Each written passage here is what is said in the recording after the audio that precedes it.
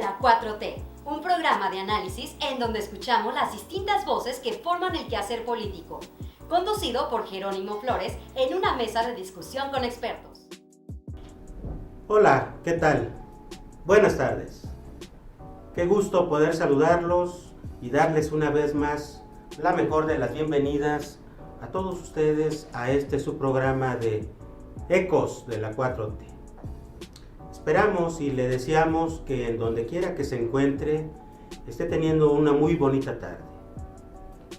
Hoy es jueves, día de Ecos de la 4T, y estamos transmitiendo este programa desde la ciudad de Guadalajara, Jalisco. Sí, escuchó bien, desde Guadalajara, capital de Jalisco. Y lo hacemos convencidos de que si alguien ahora tiene algo que decir o qué hablar, este es el mejor momento. En la conducción, Jerónimo Flores González, y en la producción, Víctor, Jorge, David, Diego y Pamela, a quienes saludo. Se los llevaremos a todos ustedes con el mejor de los gustos. Gracias, muchas gracias por brindarnos su atención y por apoyarnos. Lo invitamos a que se quede con nosotros. En un momento, iniciamos. Y bien, miren ustedes, vamos a llevarles un muy buen programa, porque tal y como ya lo hemos venido haciendo, le tenemos preparada información que esperamos sea de su completo interés y agrado. Vamos a tener la participación de Andrea con su sección Andrea te lo explica. Igualmente nos estarán acompañando en el estudio el doctor en educación Gabino Berumen Cervantes, el doctor en derecho Antonio de Jesús Mendoza Mejía y el maestro en derecho Alejandro Galván Esparza, todos integrantes del equipo de Ecos de la 4T con su participación semanal. No puede faltar nuestro caricaturista Júpiter con su participación en su muy gustada sección El Rincón de Júpiter. Así de que comenzamos. Ya está con nosotros en el estudio, como todos los jueves, el profesor Gabino Berumen para darnos hoy sus opiniones en su participación semanal. Profesor Gabino, buenas tardes. Licenciado Jerónimo. No, al contrario, el gusto no es. Aquí con el placer de siempre. Muchas gracias. Oiga, profesor Gabino, esta semana, pues como siempre sucede, es mucha información diario, mucha información. Sin embargo, a mí me parece muy importante que esta semana, y también en consonancia con lo que ya se había anunciado por parte del presidente de la República, un acuerdo con los empresarios para mantener ciertos productos de la canasta básica en un nivel óptimo de que no se disparen los costos, los precios.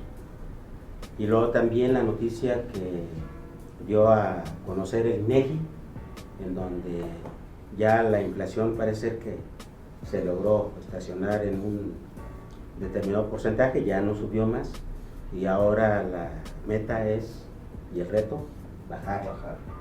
Porque hay estimaciones ahora para el próximo año en el presupuesto de egresos sobre un 3% que se mantenga la inflación. ¿Qué relevancia encontramos en estos datos? Efectivamente, a partir de que el Banco de México logra su independencia de no ser un apéndice del Ejecutivo Federal, empezaron a establecerse políticas económicas precisamente con el objetivo de que no se generaran esos procesos inflacionarios. Es decir, esa espiral inflacionaria de la que fuimos objeto en la década de los 70s y los 80s, pues evidentemente que esa circunstancia generaba un proceso de hasta de devaluaciones económicas.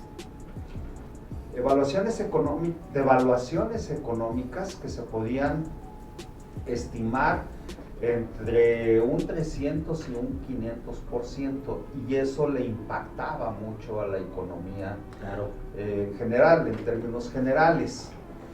Por lo tanto, a partir del año 2000, el Banco de México, ya con esa independencia propia de que tiene su gobierno propio, tiene su gobernador, hoy que es gobernadora, entonces se genera una serie de políticas en las cuales se estima que debe de ser la inflación tasada anualmente en una base que es el 3%, que es una inflación, que es una tasa inflacionaria de un 3% anualizado, que es de alguna manera manejable.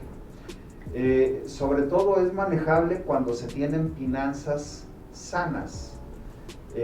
Hoy anunciaba el presidente de la República que a él el asunto de la inflación que hay en este momento a nivel mundial no es propio del país, no es propio de nuestra nación, sino que a nivel internacional lo sabemos las causas, producto de la guerra entre Rusia y Ucrania, y que eso ha generado una desestabilización en las economías, incluyendo las economías fuertes, como pudiéramos pensar la nuestra del hemisferio occidental, que pudiéramos identificar a los Estados Unidos de Norteamérica, pues ahora teniendo una inflación superior a la que nosotros manejamos en México. Entonces, eso, ¿por qué lo señalo? Porque no hay problema de endeudamiento tampoco, no nos estamos endeudando. Este gobierno ha sido muy cuidadoso en ese sentido, a tal grado de que el presidente hoy anuncia de que al corte de hoy hay en caja casi $500 millones de pesos. $500 millones de pesos. ¿Eso qué le significa? Que tiene capacidad de liquidez en todos los aspectos.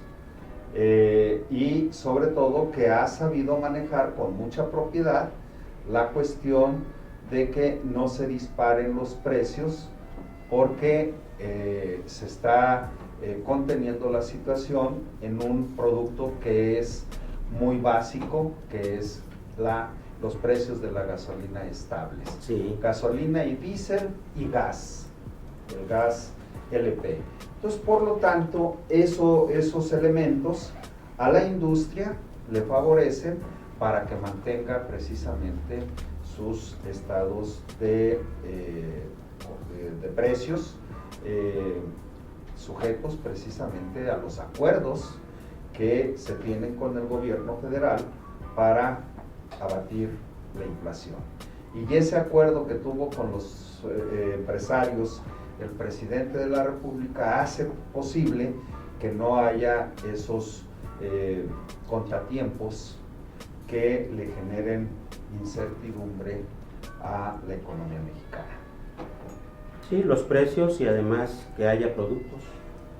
No hay desabasto. No hay desabasto.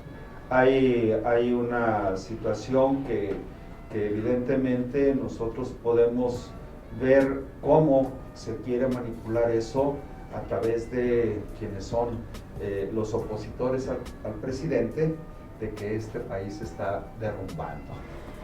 Oiga, profesor, escucho mucho al presidente Andrés Manuel López Obrador, que él mide mucho esta situación espiral de inflacionaria y también del poder adquisitivo de los salarios con el consumo en kilos que puede una familia de tortillas, en kilos de tortilla que una familia puede comprar. Y ahora también escuchaba una intervención en su conferencia de uno de los reporteros que le comentaba de la preocupación que tienen los ganaderos de cierta región en el país porque pueda abrirse el país a que se pueda introducir carne, sobre todo de Argentina. Y de Guatemala. Y de Guatemala para efectos pues de la competencia. ¿Cómo ve esta situación de darse y si esa preocupación de los ganaderos es correcta o con qué propósito?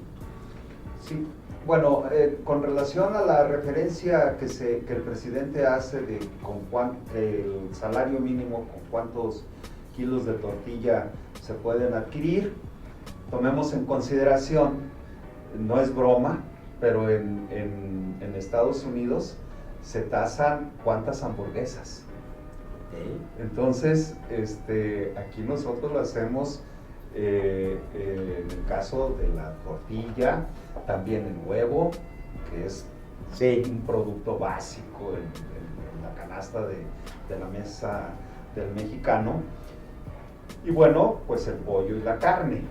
En relación al asunto que hay de inquietud de que se puedan evadir algunas cuestiones fitosanitarias, pues eso evidentemente no es así, porque algunos periodistas decían que entonces ahora no se iba a regular el ingreso del producto cárnico proveniente de Argentina o de Guatemala, cuando nosotros entendemos que en todos los países siempre hay regulaciones fitosanitarias.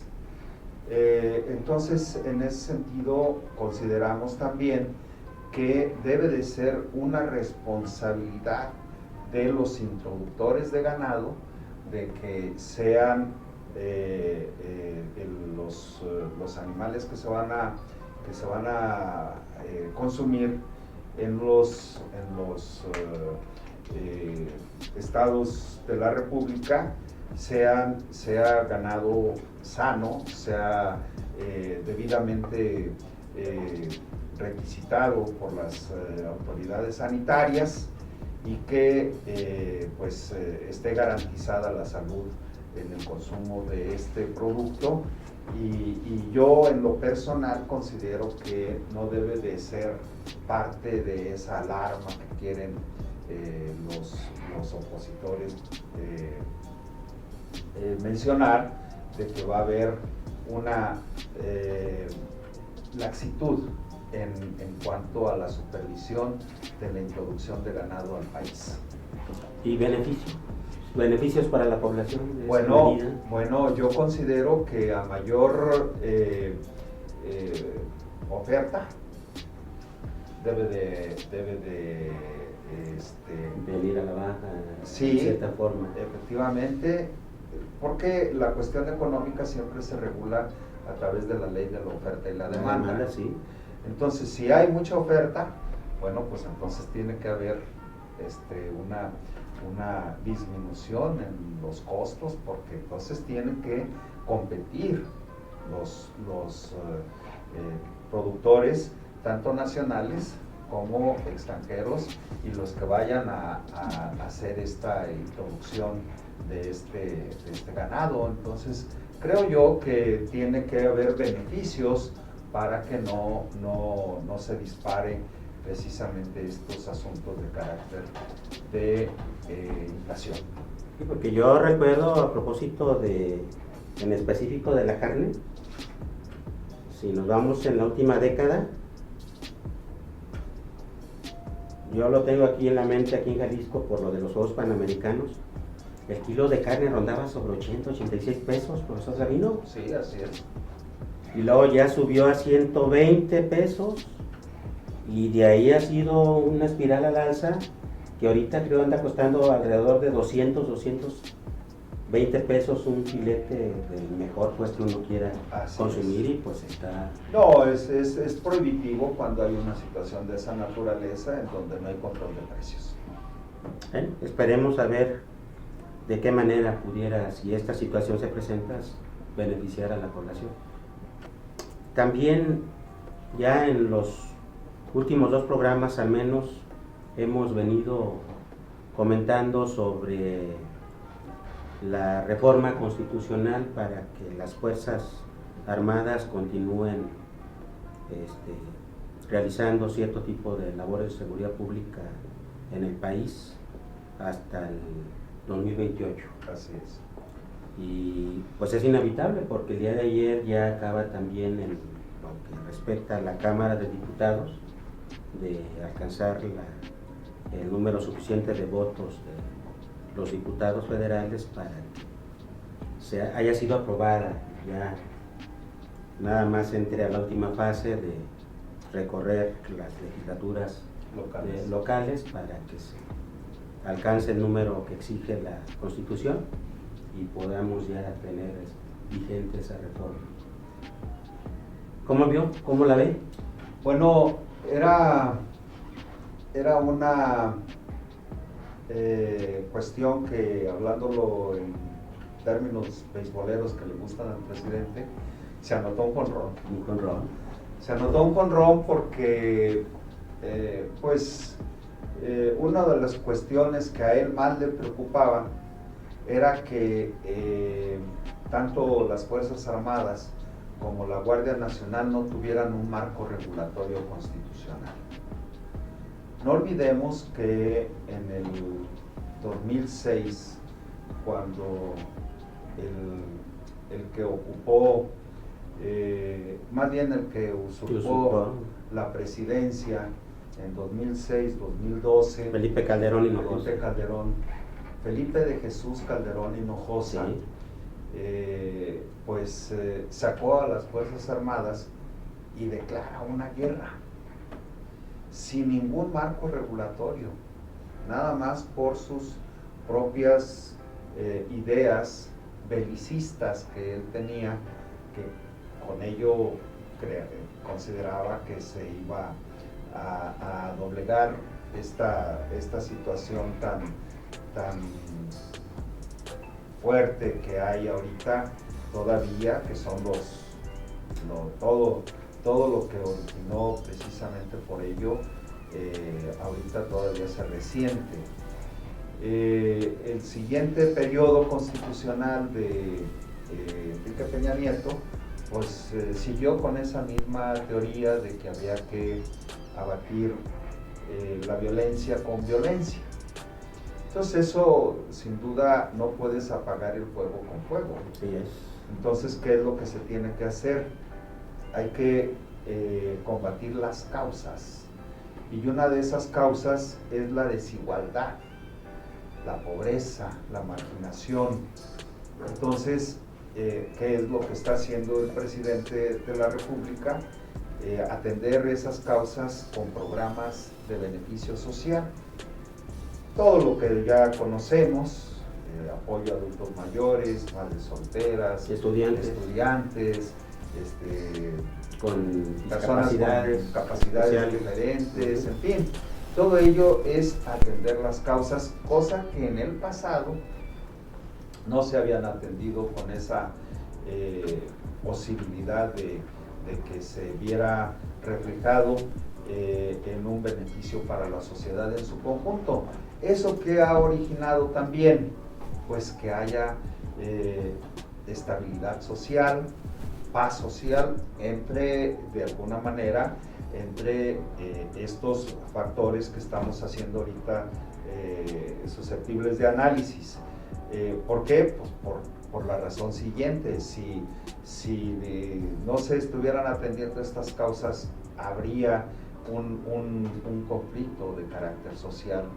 Entonces, no nada más se tendría que estar viendo el asunto de atender la seguridad pública, sino que también tendría que estarse viendo esa situación de que las tensiones sociales, hay un estallido social. Probable de estallido social. Entonces, todo eso ha significado que al presidente de la República le dé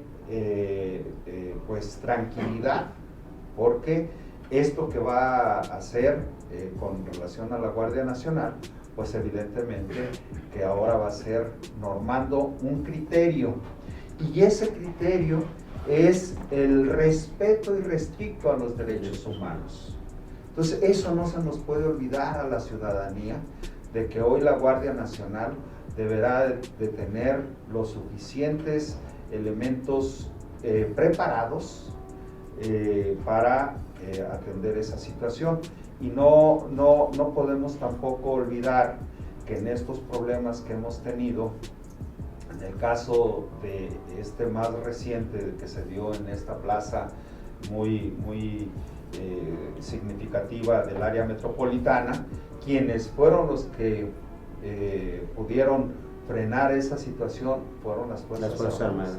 Hasta posteriori entraron las policías, pero quienes enfrentaron esa situación fueron las Fuerzas Armadas. Y hoy también se anunció que uno de los principales dirigentes de esos criminales organizados, generadores de violencia, gobierno, ya fue detenido junto con otros, y ya están iniciándose todas las carpetas de investigación. Y bueno, eso para nosotros debe de ser significativo, de que está el presidente, y voy a hacer también parte de lo que él señala a diario, que vamos bien. Sigue denunciando la oposición que se militariza. ¿Hay militarización? Para mí no, porque bueno, el asunto se tiene que ver desde el punto de vista del marco constitucional. Muy bien, profesor Gavino, pues muchas gracias. Al contrario, siempre es un gusto, y como ya lo he señalado, emplazado para la próxima. Aquí nos veremos el próximo jueves. Gracias. A usted. Vamos a un corte, regresamos. Como te darás cuenta, el Ejército y la Marina siempre han estado involucrados en la seguridad nacional. Bueno, pues déjate explico en qué consiste esta reforma a la Guardia Nacional. Con la llegada del gobierno de la 4T, el presidente, al darse cuenta, secreto a voces, que los organismos de seguridad, entiéndase Policía Federal, estaba infectada o infiltrada por el crimen organizado, inicia la creación de lo que hoy conocemos como la Guardia Nacional. Esta consistió en formar una institución de seguridad pública de carácter civil que funge como Policía Nacional. Es un órgano desconcentrado de la Secretaría de Seguridad y Protección Ciudadana, que determina su planificación y actuar a través de la Estrategia Nacional de Seguridad Pública. No obstante, y guiándose por la misma, la administración y operación del organismo corre a cargo de la Secretaría de Defensa Nacional para combatir la delincuencia organizada en el país. El conjunto de sus atribuciones engloban generar información de inteligencia para la prevención del delito, la investigación de delitos del orden federal, colaborar con el Poder Judicial de la Federación cuando así lo requiera para el resguardo y protección de los elementos humanos y materiales, además de la ejecución de los mandatos judiciales, ejercer como fuerza de reacción y combate ante los delitos que ocurran en sus áreas de responsabilidad, colaborar con autoridades e instituciones de seguridad pública, tanto municipal como estatal, en las acciones de combate o investigación del delito. Como verás, son funciones muchas, así que sigamos. Me de vuelta, ya. Marchen, ya. Ya estamos de regreso, y miren, está con nosotros aquí en el estudio el maestro Antonio de Jesús Mendoza. Maestro, buenas tardes. Buenas tardes, maestro Jerónimo. Con el gusto de saludarlo como cada programa, maestro. Igualmente, y gracias por la agüita que nos ofrece. Sí, por supuesto, maestro. Ahora, ¿qué tema quiere que por favor platiquemos de pensiones del Estado de Jalisco? Con mucho gusto, maestro. Del Instituto Jalisciense. El IPEJ, el Instituto IPEJAL. IPEJAL, Instituto de Pensiones del Estado de Jalisco, maestro. Exacto, ese platiquemos, ¿no? Adelante, maestro, ¿cuál es ahorita la información? Bien, yo quiero hacer primero un planteamiento muy importante. Adelante. Y sobre todo que muchas de las veces desconocemos la parte histórica del por qué precisamente se funda primero Pensiones del Estado. Dirección de Pensiones. Y exactamente con el nombre de dirección. Y fue una visión de Medina Ascencio como gobernador del Estado de Jalisco. Y lo hace precisamente para atender el derecho burocrático. Dice Max Weber que si no se atiende al primer indicador del gobierno y autoridad, que son los burócratas, la sociedad habla mal porque se atiende mal a la sociedad. Y Medina Ascencio comenzó precisamente a atender a los burócratas. Y en ese entorno, Medina Ascencio precisamente comenzó a descontar de su salario de los burócratas en el estado de Jalisco una participación, un porcentaje mínimo, pero que le garantizaba precisamente una pensión justa, pero además un sistema de salud muy envidiable. Recordemos que Pensiones del Estado, en el sistema precisamente que estructura jurídicamente el gobernador Francisco Medina Ascencio,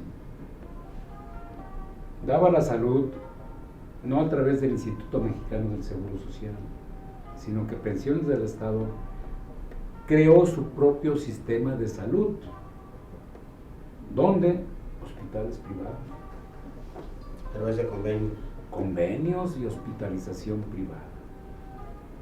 Las profesoras del sindicato de profesores de la sección 47, CENTE, establecían y se aliviaban de sus hijos en el México americano, por ejemplo, o en otros hospitales donde la atención de salud era precisamente, como diríamos, como en Europa. Pero vienen los vaivines políticos, todavía con Alberto Orozco Romero se sostiene, y con muchos gobiernos también del poder que tenía el Partido Revolucionario Institucional en Jalisco en aquellos años. El asunto es que Pensiones generó precisamente su propia riqueza a través del depósito y de la confianza que le daba el burócrata a la institución de Pensiones del Estado de Jalisco. Como usted lo dice, primero dirección. Una dirección que con el tiempo fue creciendo. Una dirección que fue creciendo a tal grado que en el edificio de la unidad administrativa que creó Flavio Romero de Velasco se hizo actualmente sus oficinas. Unas oficinas que atienden a un sinnúmero de derechohabientes del sistema de pensiones. Vienen los problemas, Pensiones se vuelve una bolsa millonaria, y cuando se vuelve una bolsa millonaria, se vuelve la manzana de la discordia. Y entonces Pensiones se convierte en la caja chica de los gobiernos en turno. Hablemos en los gobiernos del PAN, del PRI y actualmente del Movimiento Ciudadano. Hablemos del PAN con Francisco, hablemos del PAN con Emilio, hablemos con Alberto Cárdenas, con Francisco y con Emilio. Y luego Pensiones comienza con proyectos, pero con proyectos financieros que no están precisamente dentro de su propia ley de pensiones. Hay que entender que Pensiones no es un banco, no es parte de un sistema financiero, tampoco es una caja popular, tampoco es una caja de ahorro y crédito. Es un diseño financiero y estructurado económicamente al servicio y beneficio de los burócratas en Jalisco, municipios, instituciones del Estado y profesores del centro. Infinidades precisamente de trabajadores que aportan para una jubilación digna, pero también para un servicio de salud digno, propio, con mucha solvencia económica, pero a los ojos de los gobernantes en turno, vuelvo a repetir, se convierte en la manzana de la discordia. Primero, vamos a entender precisamente que Emilio hace sus vías panamericanas a través del Fondo de Pensiones. Vamos a entender que entre el CENTE y Emilio y pensiones, entonces Guadalupe Madera generan un mar, una playa turística que no se consolida, Chalacatepec,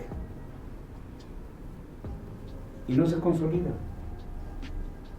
Y están los terrenos todavía por ahí, está el mar por ahí, hay un proyecto turístico y lo dejaron precisamente solamente a la vista. Después pasan los gobiernos precisamente del PRI y pensiones también con el gobernador Aristóteles Sandoval se convierte en la manzana de la discordia financiera, donde hay principios que se rompen, principios de igualdad dentro de las pensiones, ley que modifica precisamente las pensiones y pensiones que se convierten después en pensiones para algunos, no para todos, en pensiones doradas. Y hablemos de las pensiones que se convierten en situaciones que ofenden a la bolsa de los burócratas. Pensiones doradas, hablemos de más de 100,000 pesos. Pensiones doradas que precisamente se aportan o aún nosotros se benefician a través del tráfico de influencias, como algunos diputados actuales que por desgracia participan en Morena y que reciben una pensión a través de triquiñuelas. Sí, y esas pensiones doradas se dan precisamente porque pensiones gracias a las actuarías correspondientes. Es una solvencia millonaria que daba no solamente para 10 años, 40, 50 años o más. Hablamos del gobierno precisamente de Aristóteles, hablamos del gobierno de Emilio. Las actuarías decían, es una bolsa que no se va a acabar. Pero hoy los indicadores, a través de la nueva administración, dice que no hay solvencia económica. Pensiones está a un dedito de este dedo meñique de quebrar. A pensiones se la ha descapitalizado, podemos dar un ejemplo actual. La construcción de la ciudad judicial en el nuevo sistema laboral, donde los jueces actualmente tienen su juzgado, se ha hecho con dinero de los trabajadores de pensiones del Estado. Perdón que me interrumpa, maestro, dice que tiene su juzgado, pero yo he escuchado que todavía no están construidos, maestro, los juzgados, pero allá va a ser, pues el disculpe que haya hecho ese paréntesis. El gobernador hace unos días, a bombo y platillo, decía que se había cumplido, incluso instruyó al secretario del Trabajo que le dijera a la señora María Luisa, alcalde, que estaba construido cuando ella vio y dijo, no van a terminar. Yo he escuchado otros comentarios muy similares, dicen que son los terregales de la ciudad judicial. Bueno, nos desviamos, maestro, perdón que lo haya con este paréntesis interrumpido. Pero entonces, el asunto es que fue costeado por los trabajadores. Dice el gobernador, pero les vamos a dar tantos millones de pesos mensuales para capitalizar. Pero ¿cómo se capitaliza? Ya lo sacaron. ¿En manos de quién? ¿Cómo recupera el trabajador el fondo que aporta a un proyecto donde el gobierno del estado de Jalisco no invierte un centavo, no invierte un peso, pero sí le pidió al Fondo de Participación de Trabajadores, a través de su consejo precisamente, que aportaran para la construcción de esa ciudad judicial? Se tenía que construir, pero no con dinero de los trabajadores. Los dineros de los trabajadores deben de resguardarse, son de los trabajadores y no se tienen por qué desviar. Son parte importante de sus aportaciones que hacen, que realizan para recibir una pensión digna, no dorada. Digna significa que le ajuste para su vejez, para comer, vestir y tener una casa donde vivir. Es lo digno. Para no morir, después de que se sirve precisamente el Estado de la burocracia, estirando la mano fuera de catedral para que le den una limón. Creo que la visión de Medina Ascencio ha sido distorsionada. ¿Por qué? Porque la visión de Medina Ascencio no era ese tipo de ser y hacer una mina de oro a través de las aportaciones de los trabajadores. Era hacer un fondo participativo de los burócratas en el estado de Jalisco, ejemplo de muchos estados, para que los trabajadores de municipios, de la Secretaría de Educación Pública, del CENTE, de los hospitales civiles, cuando llegaran a una edad de jubilación, se retiraran con dignidad,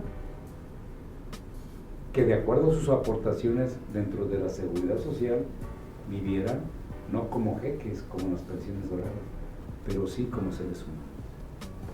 Fíjese qué situación también ahorita tan lamentable y penosa que tienen que vivir muchos servidores públicos que inclusive en muchos años de su vida laboral nunca fueron afiliados al Instituto de Pensiones y por falta de la antigüedad para jubilación no lo pueden hacer ya con muchos años a cuesta de vida y no puedan trabajar como corresponde.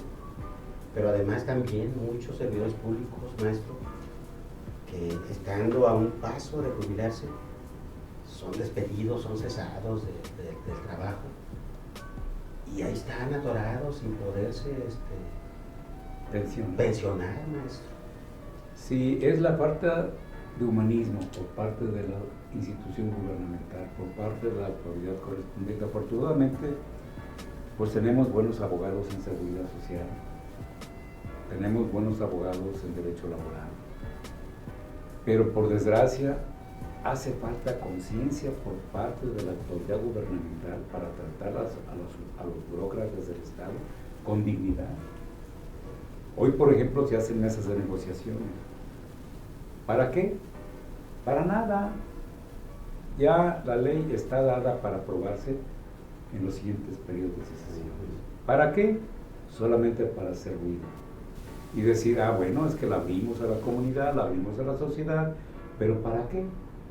¿Para ser oídos y no escuchados? Es decir, aquí sí se da la lógica de que el pobre habla, pero el rico no oye. Se hacen oídos sordos. Y solamente, como decía mi maestro Juan Solórzano Andiano, que me daba sociología, se hace la faramalla política. Porque no llegan a fondo. Y entonces la burocracia se encuentra en crisis. Otro punto muy importante y delicado, las aportaciones. Que los ayuntamientos muchas veces les descuentan, se quedan en presidencia y no se van. No los enteran. A entregar al fondo de pensiones. Maestro. Y luego tenemos los 125 municipios donde no todos son parte de pensiones. Sí. Y son situaciones pues que nos ponen en situaciones desiguales, pero que no existe dentro del Estado una rectoría en esa seguridad social, en ese proceso económico y en ese desarrollo del Estado dentro del principio de igualdad y equidad para la burocracia en Jalisco. Muy bien, maestro, pues como siempre nos quedamos con sus reflexiones y siempre muy puntual todos los comentarios que nos hace. Nos vemos para el próximo jueves. Cómo no, un placer y gracias por dejarme dar esas reflexiones. Gracias a usted, maestro. Hasta pronto. Vamos a un corte, regresamos. Gracias, qué bueno que continúa con nosotros, estamos de regreso. Y ya está aquí en el estudio con nosotros el maestro en Derecho, Alejandro Galván Esparza. Alejandro. ¿Cómo estás? Muy bien, buenas tardes. Buenas tardes. Con el gusto siempre de tenerte Gracias, aquí estamos otra vez. para poder Con mucho gusto. comentar con nuestra audiencia el tema que hoy quieres que abordemos, que es el de las afores. Vamos a hablar sobre las afores, un tema actual comentado por nuestro presidente para la revisión de los rendimientos que se van a cobrar. Alejandro, ¿Cómo es pues que se pasa a este actual modelo de las AFORES, un concepto totalmente mercantilista, y dejamos de lado el modelo social que se tenía anteriormente? ¿A qué obedeció este nuevo cambio? Bueno, ¿Tu opinión?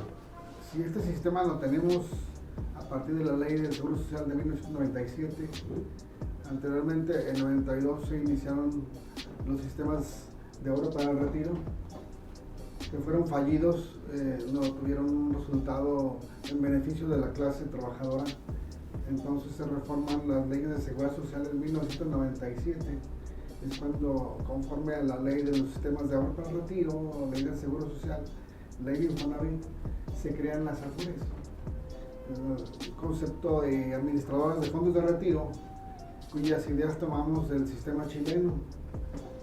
En Chile está funcionando ya el sistema de ahorro para el retiro desde 1981, que ha tenido movimientos a la baja, que iba a ser un sistema fallido allá en Chile, y se le invirtió por el gobierno federal de ese país, de tal manera que ahorita tienen un sistema estable económicamente hablando. El sistema de AFORES en Chile está manejando aproximadamente un 25% del Producto Interno Bruto. Santísimo. Sí, pero lo rescató el gobierno chileno. Lo rescató el gobierno. Así es, financió las administradoras de fondos de retiro en Chile y están manejando ya el grueso de los recursos de los trabajadores por la parte de las administradoras para que hagan inversiones internas y tengan rendimientos altos que se queden en nuestro país. Y ahora en el caso del sistema de AFORES aquí en nuestro país, ¿cómo encuentras tú este modelo y cuál es su situación actual? Bueno, el sistema de AFORES en nuestro país ha tenido altas y bajas, no es un sistema que ha sido fortalecido. Sí, ahora se pretende ya darle un salvamento económico por parte del gobierno federal para que las inversiones sean más altas. Cada AFORE tiene CIEFORES, que son las encargadas de invertir en los fondos de retiro en los sistemas bursátiles de préstamos, tanto al gobierno como para los particulares. Y me parece que una pequeña ayuda que le dé el gobierno federal no estaría mal. Aquí lo que sería importante sería, para que no se afectaran los recursos de los trabajadores, que dejaran de cobrarse comisiones. Ya es bastante, en mi punto de vista financiero en particular, que las AFORES les dé tu dinero de los recursos que se están manejando por el IMSS en el ramo de retiro, cesantía y vejez, cuota social y aportaciones voluntarias y estatales. Esos recursos van a dar a tu cuenta individual. Tu cuenta individual está manejada por la AFORE, salvo la de vivienda, que es por Infonavit. Todas las demás cuentas están manejadas por las AFORES. Y eso es bastante para que inviertan a través de esos CIEFORES, que son los sistemas de financiamiento de cada AFORE, para que tengan ellos una ganancia legítima en la inversión de nuestros recursos de los trabajadores. Con eso para mí sería bastante para que no cobraran comisiones. Si ya tienen una ganancia con tu dinero, están invirtiendo, todavía te van a cobrar, aunque los porcentajes sean mínimos por el grueso de trabajadores.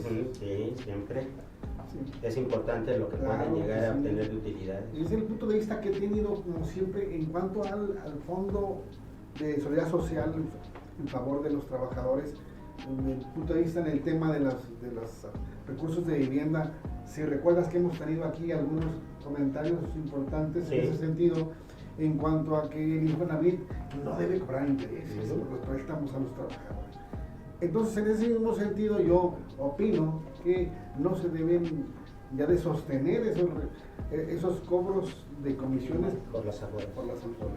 ¿Ya? Ahora, Alejandro, el aspecto sustancial y que más importa a los trabajadores, que tiene que ver con los montos, las cuantías de sus pensiones.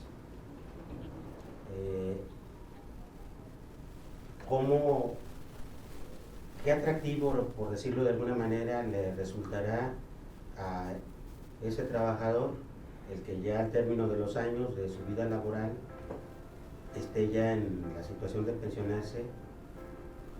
Sí, pueden alcanzar una cantidad que les permita vivir con dignidad, en tu opinión.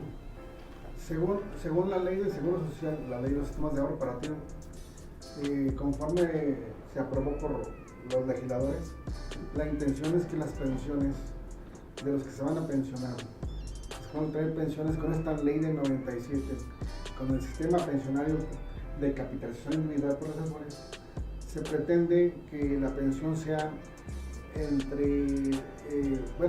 superior a 3 salarios mínimos en el momento que se otorgue una pensión a un asegurado con el nuevo sistema, arriba de 3 salarios mínimos. Alejandro, nos estabas comentando que el propósito es que por lo menos el que se vaya pensionado sobre 3 salarios. Hacia arriba, superiores a 3 salarios. Que ahorita, actualmente esto, ¿qué cantidad, qué monto representaría? Bueno, tomando en consideración el salario actual que tenemos ahorita, 172 salarios mínimos, conforme se ha incrementado por el gobierno actual. Una pensión con 3 salarios mínimos yo creo que ronda los 9,000 pesos. 9,000 pesos. Pero esa es la intención, esa es la buena intención de nuestro gobierno en cuanto a que la ley aplique en esos términos. La realidad es otra.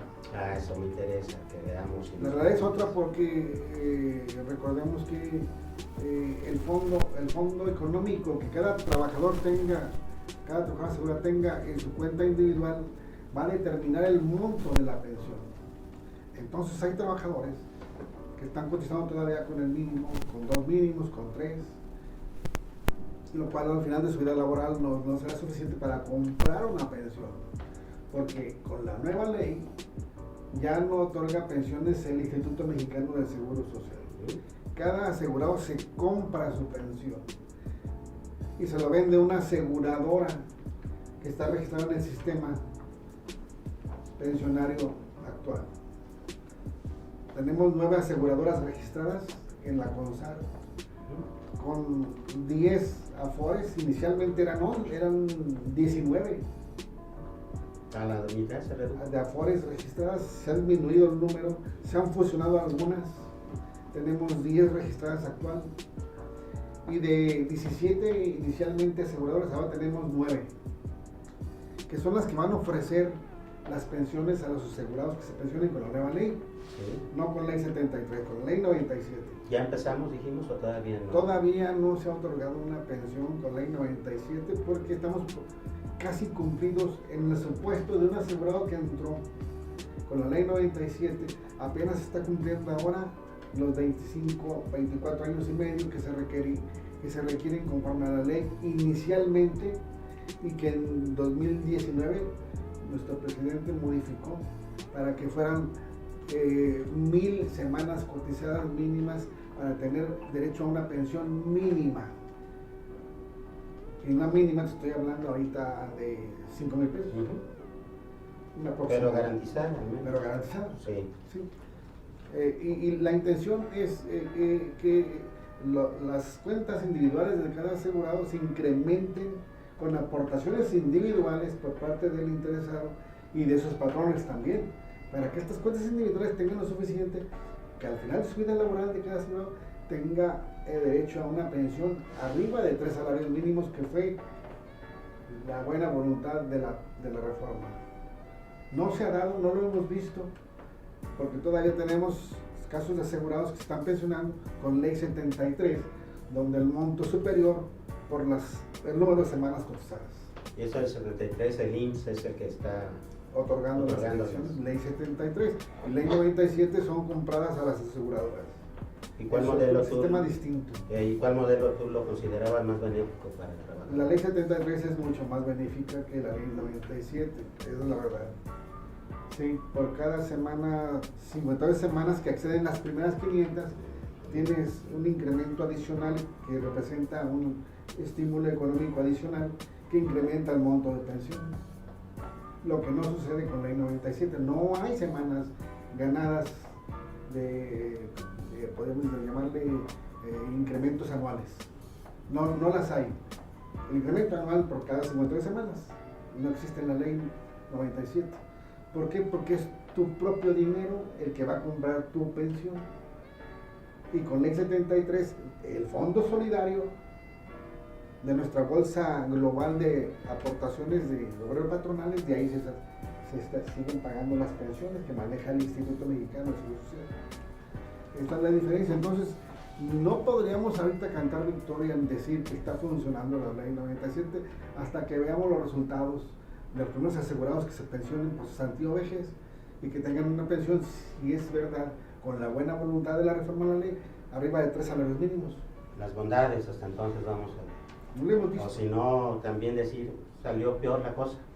Tendríamos que esperar para ver cada caso cómo resulta en la cuantificación de la pensión de los asegurados con la nueva ley, para decir si funciona. Si no funciona, bueno, los juristas de nuestro país tendremos que promover una reforma, que sería algún sistema mixto entre las pensiones que son de prestación individual y las pensiones por sistema solidario. De alguna manera tendríamos que buscar la salida para que no resulte afectado el trabajador.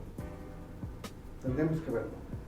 Y para que se cumpla pues el propósito y de que se pueda tener la certeza de un trabajador de que al retiro de su vida laboral, Alejandro, pues va a tener garantizada sí, una pensión con un monto, con una cuantía que le permita.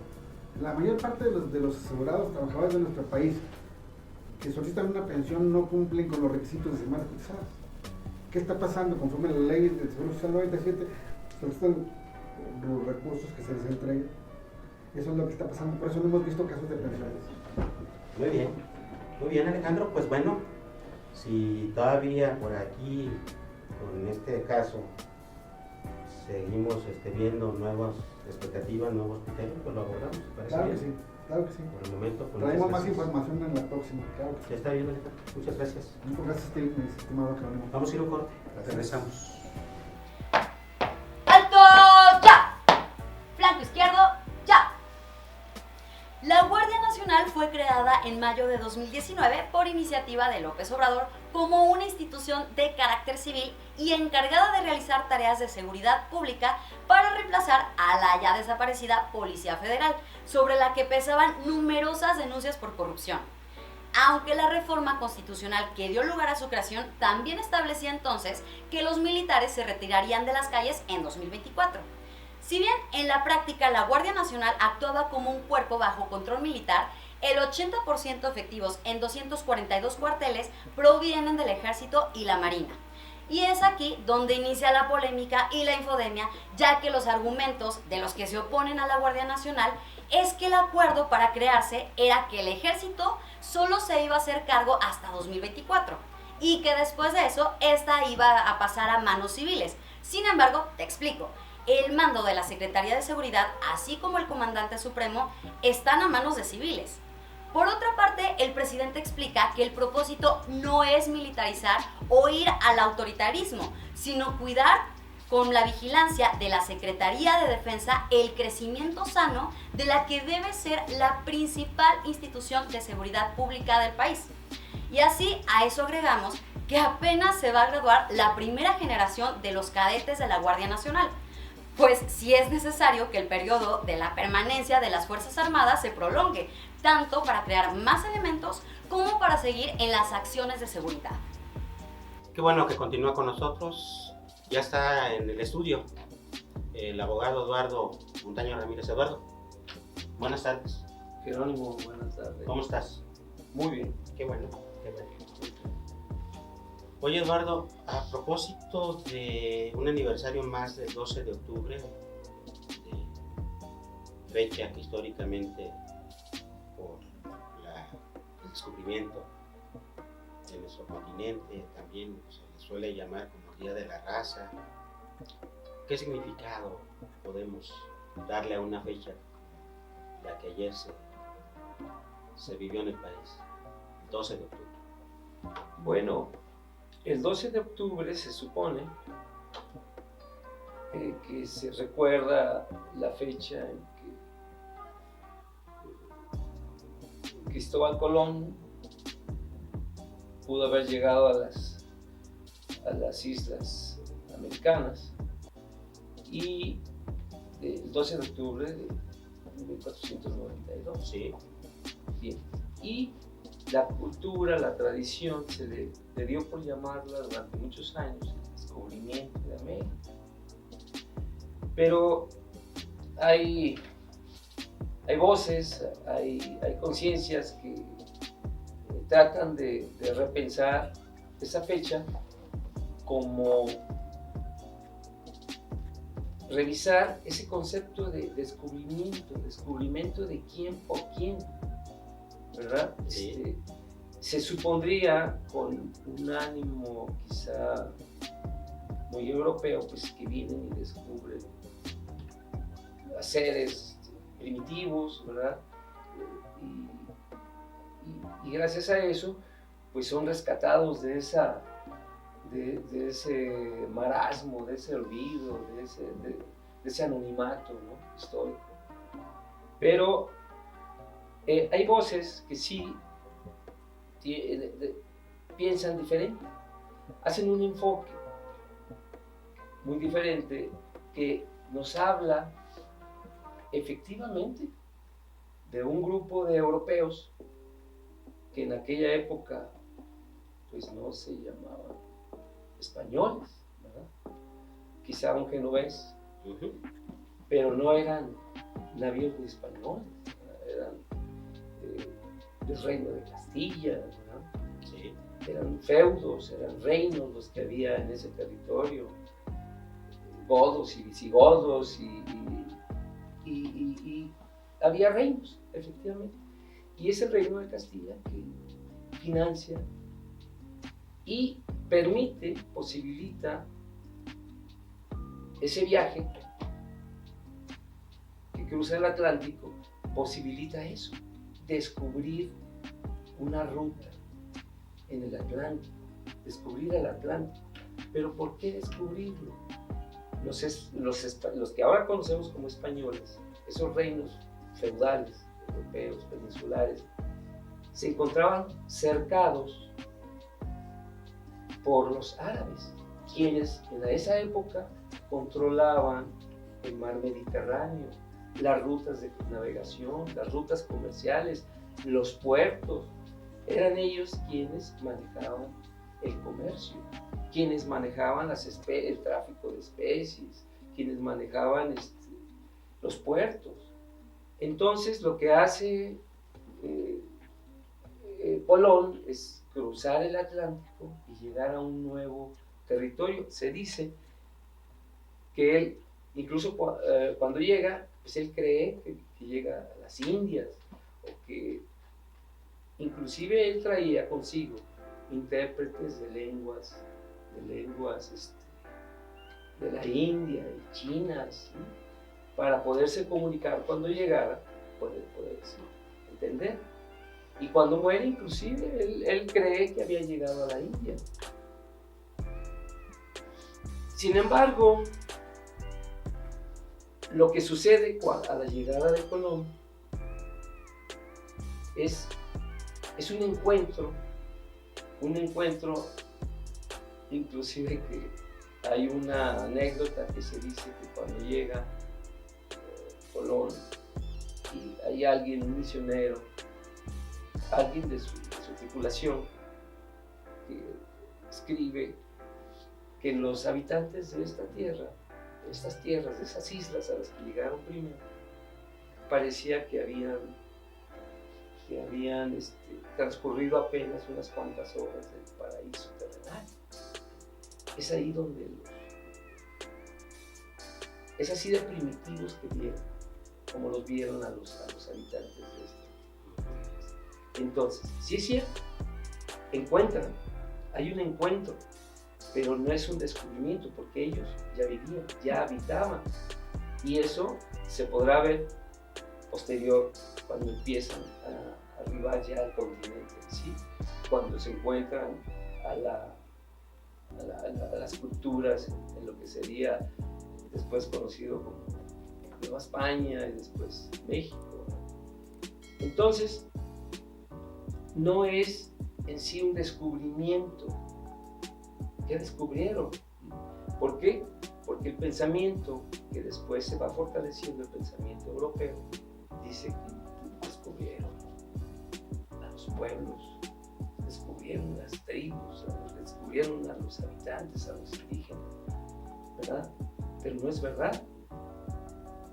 Más adelante, cuando se da la conquista de lo que sería México, la caída de Tenochtitlán,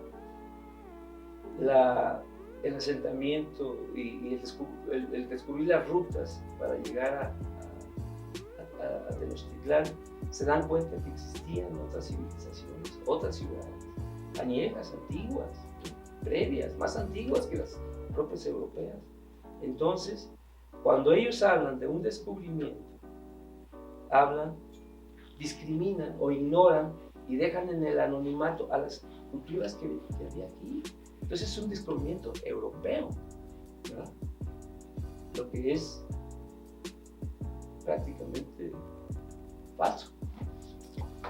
Oye, Eduardo, y entonces, para los nativos aquí, en el caso de nuestro continente, ¿qué le representó la llegada de parte pues de los europeos, y en qué medida se transformó su cosmovisión, sus culturas? Bueno, el primer paso, y podríamos tomar como referencia la caída de Tenochtitlán, no las luchas previas, que es muy amplio ese periodo de la historia, es muy interesante, pero llega Cortés con sus soldados, sus navíos, sus cañones, sus pólvoras, sus caballos, y hay un encuentro de culturas, ¿sí? La cultura europea, que poseía una ventaja, pues tenían metales, poseían la pólvora, tenían cañones, traían perros, traían todo un equipo muy diferente a lo que los naturales tenían. La gente, vamos a llamarles los mexicanos o los mexicas, si quieres llamarles, mexicas porque habitaban Tenochtitlán. Hay quienes les llaman aztecas. Los aztecas fueron los que llegaron, los que fundaron, pero los mexicas eran los habitantes. Bien, cuando cae Tenochtitlán, pues da inicio a se puede ver de muchas formas, a una nueva era, a un nuevo paradigma. Ahí llega una cultura europea, destruye lo que hay, el orden social, destruye los edificios, los templos, destruye toda una serie de valores, de sociedades, escuelas, ejércitos.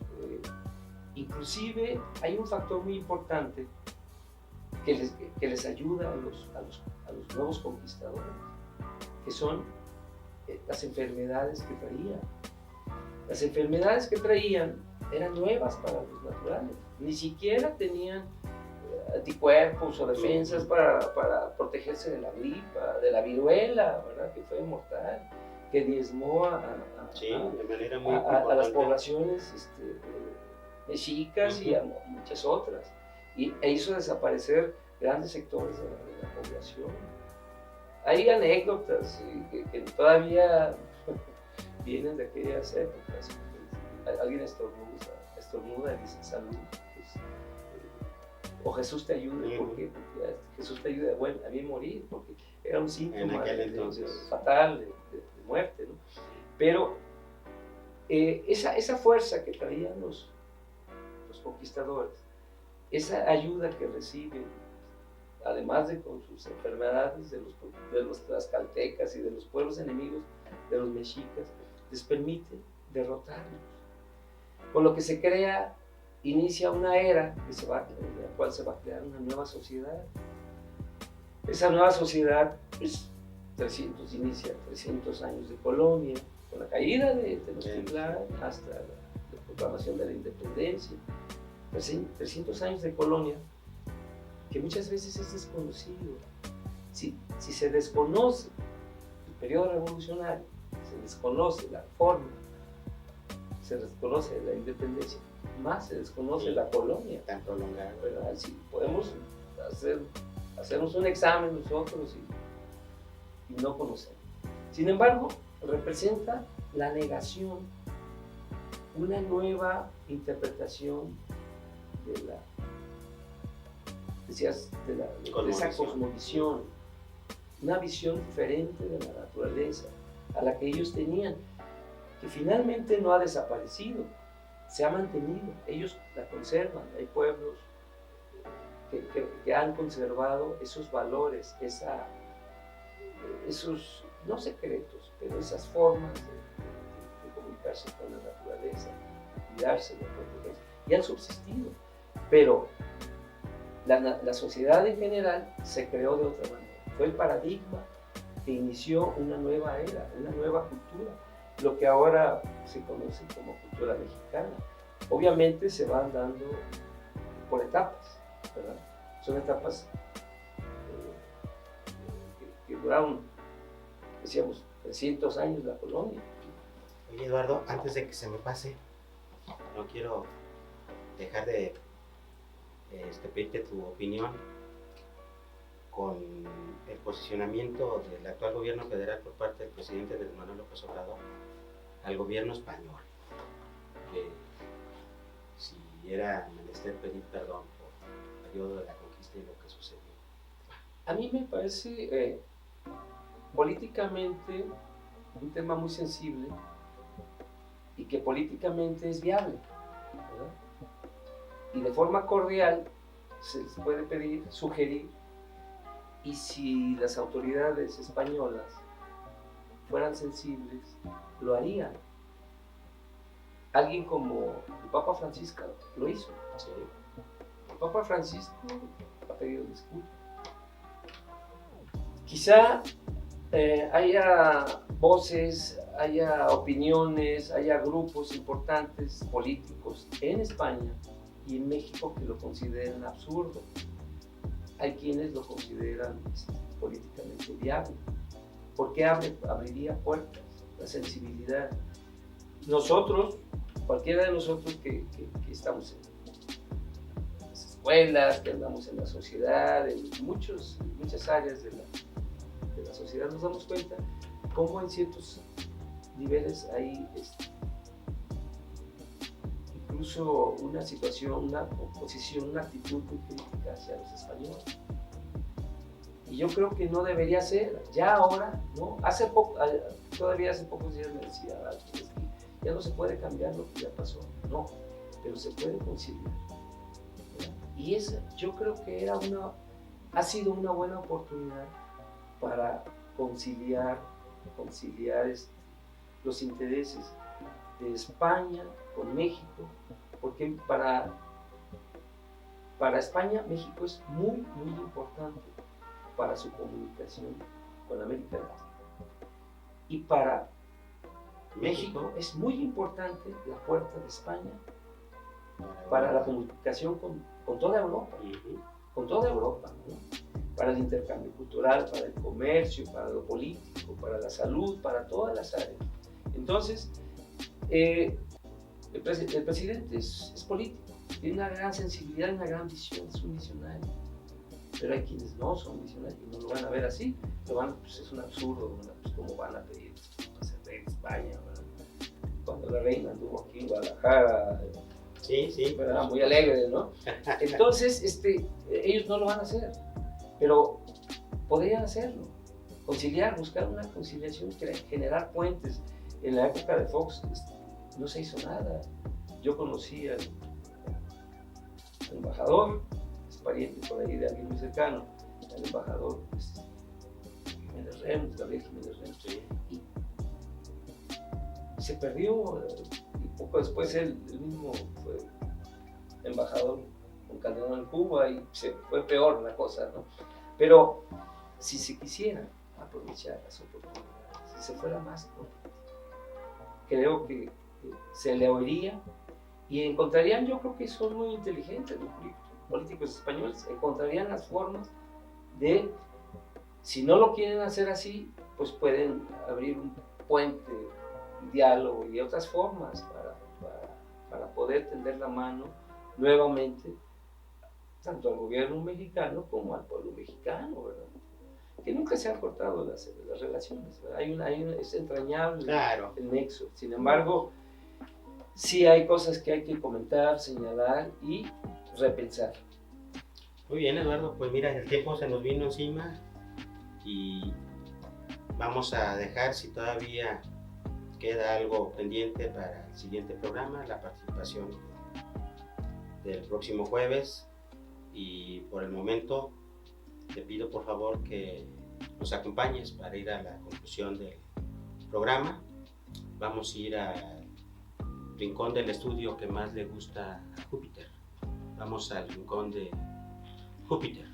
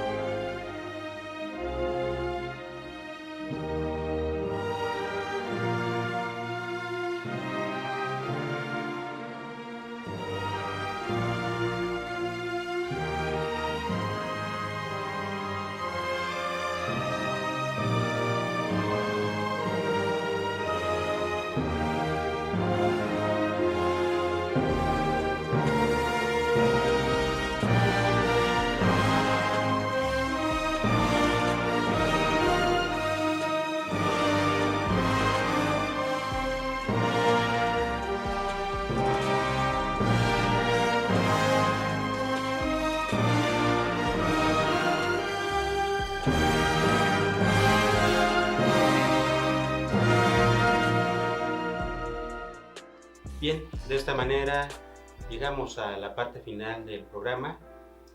Eduardo, muchas gracias. Gracias, Jerónimo. Recordamos que Ecos de la 4T se transmite desde Guadalajara, Jalisco. Sí, escuchó bien. Desde Guadalajara, capital de Jalisco. Los esperamos hasta la próxima. Gracias.